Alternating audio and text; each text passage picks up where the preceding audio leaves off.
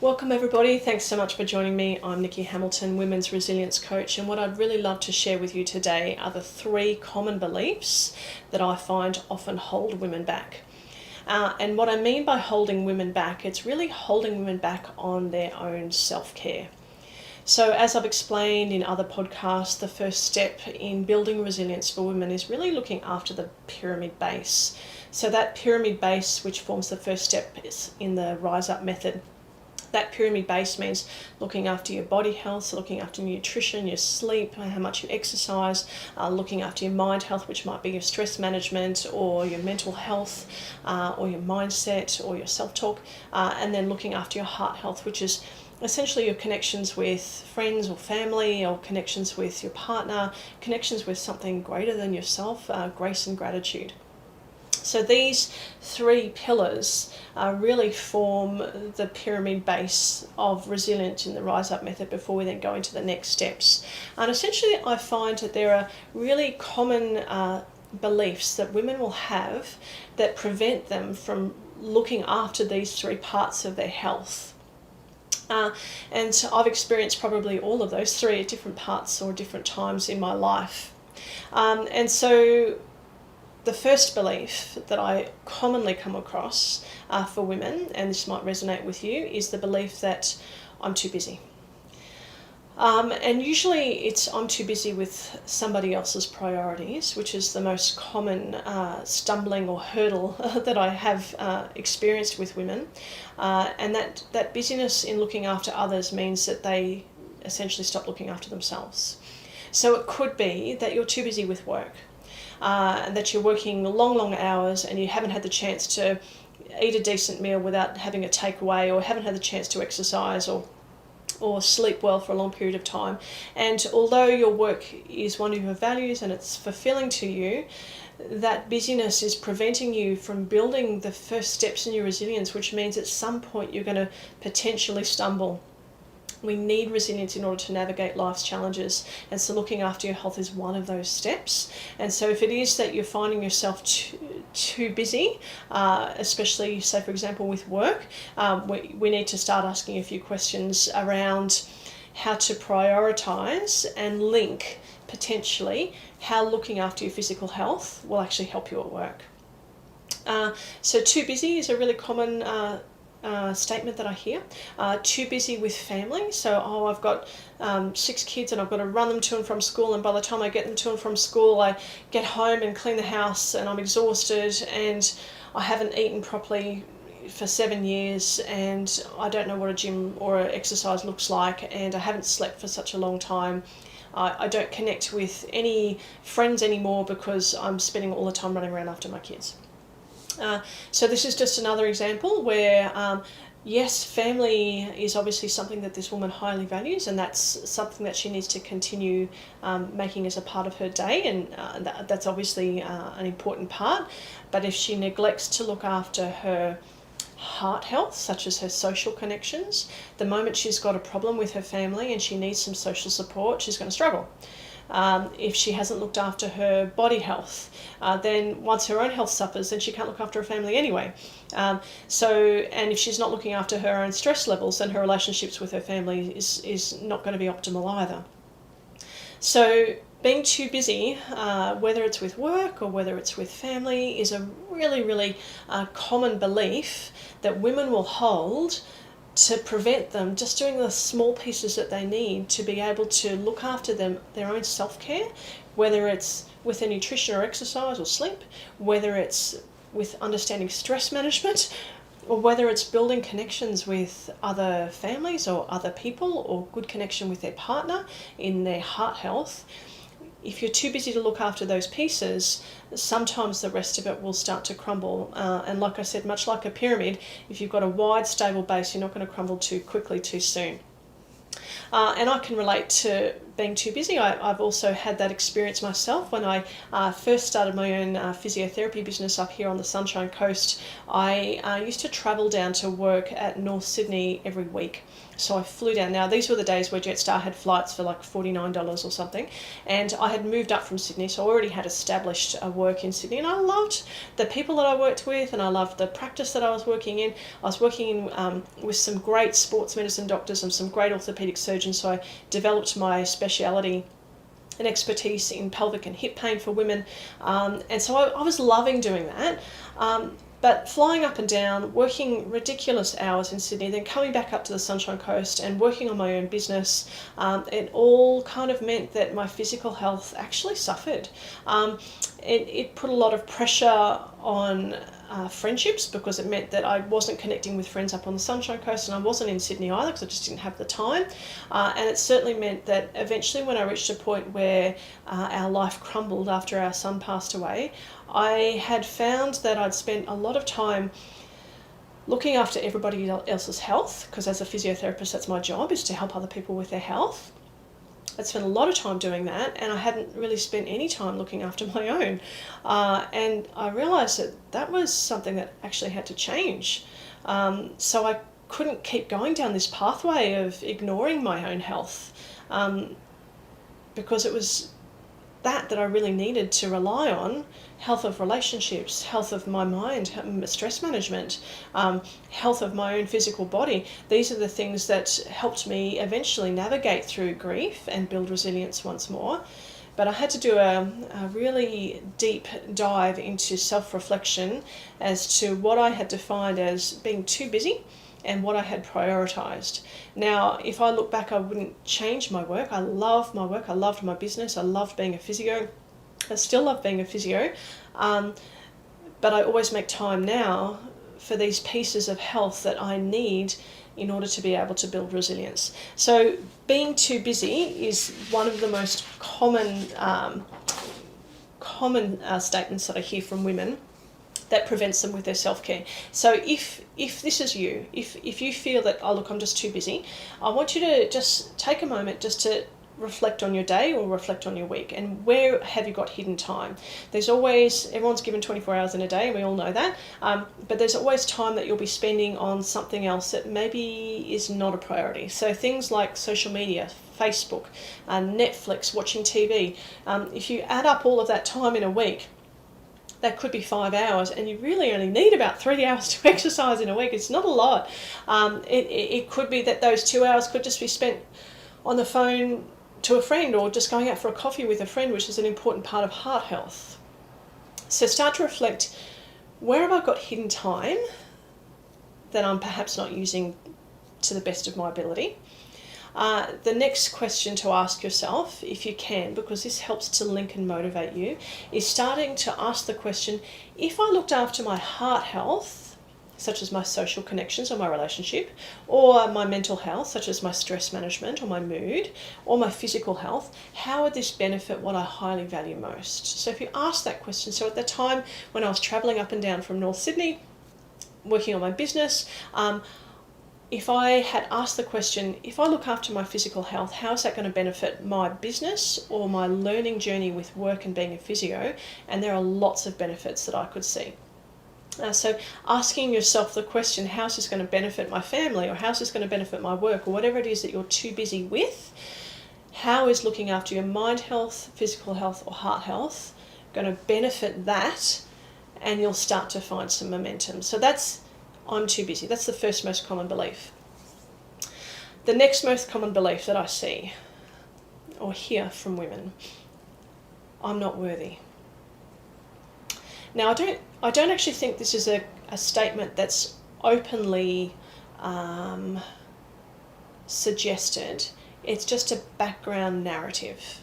I'm not worthy. And I can relate to this myself.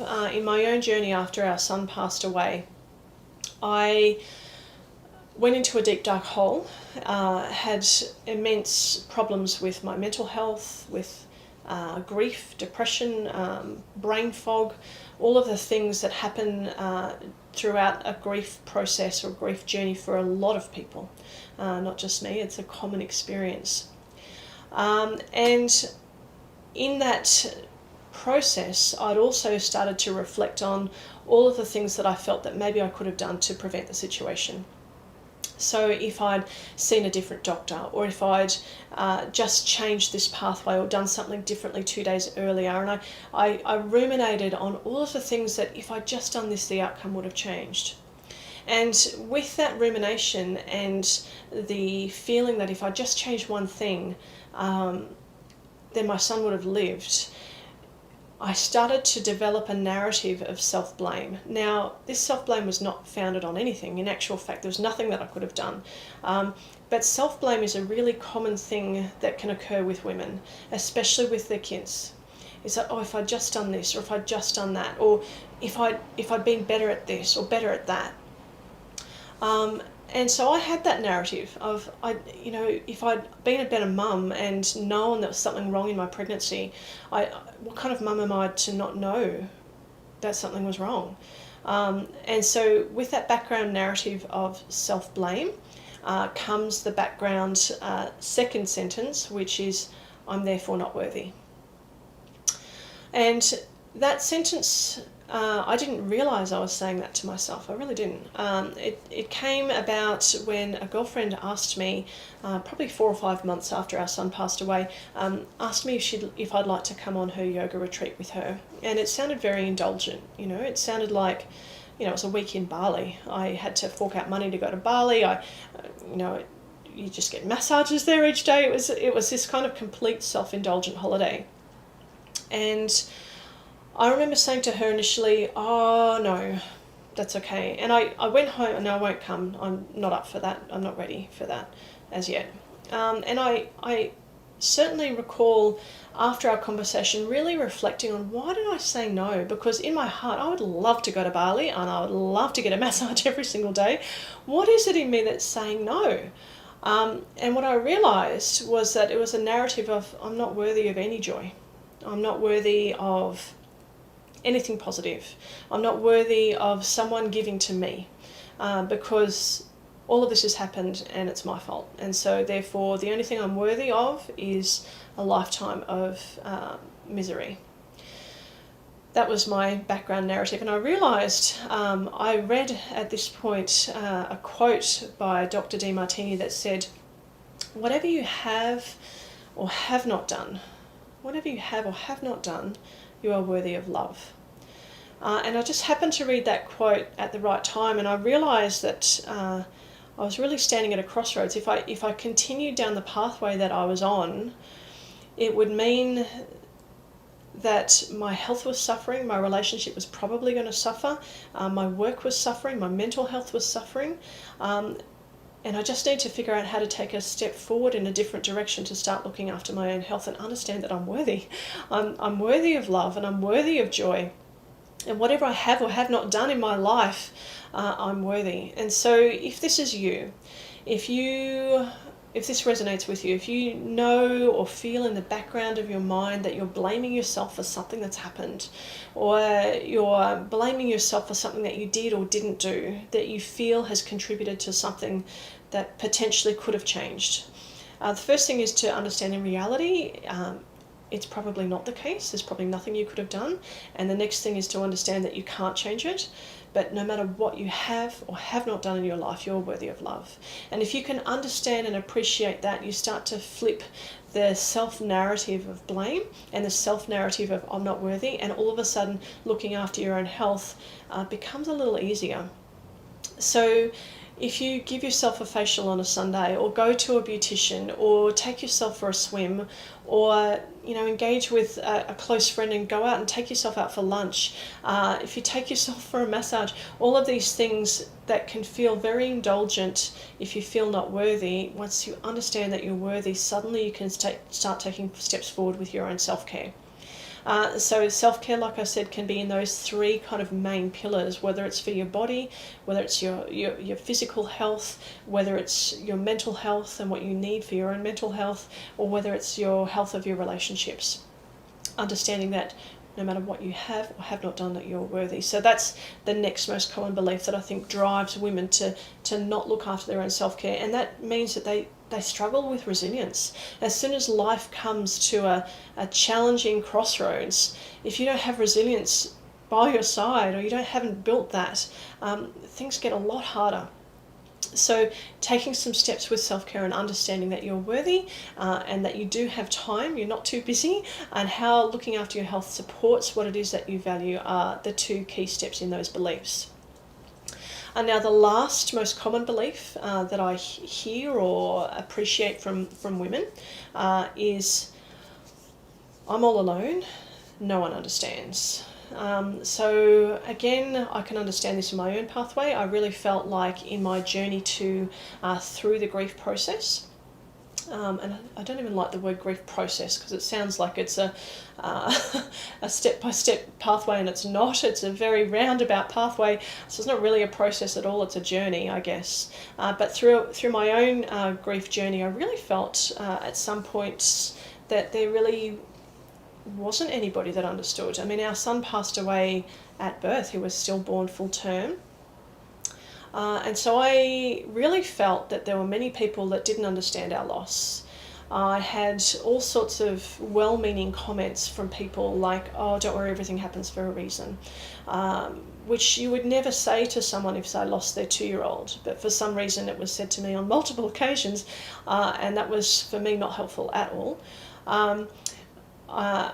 That feeling of all alone was also resonating to me because I really felt that nobody had actually met our son.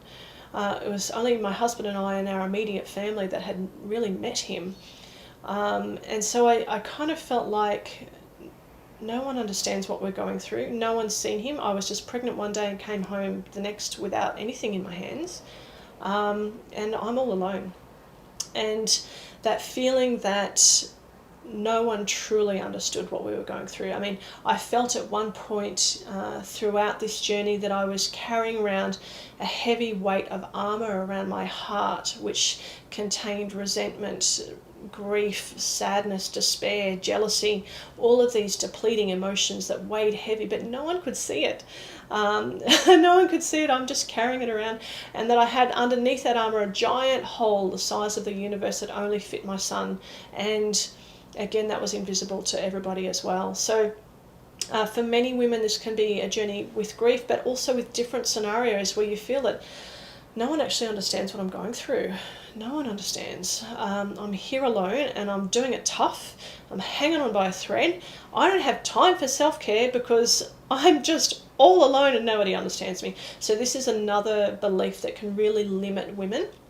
And I think in this scenario, probably what needs to happen is you need to, if possible, start to look for, okay, where do I have support and understanding in plain sight that I can't even see? Sometimes the support is not in the form that you expect it. Sometimes it's in a different form. So I had support from all sorts of friends from my past that I didn't expect that bubbled up and surrounded me, which was just beautiful. So where is it that you have support in an area that perhaps is not what you envisaged, but it is something and someone or somehow that's supporting you and understanding?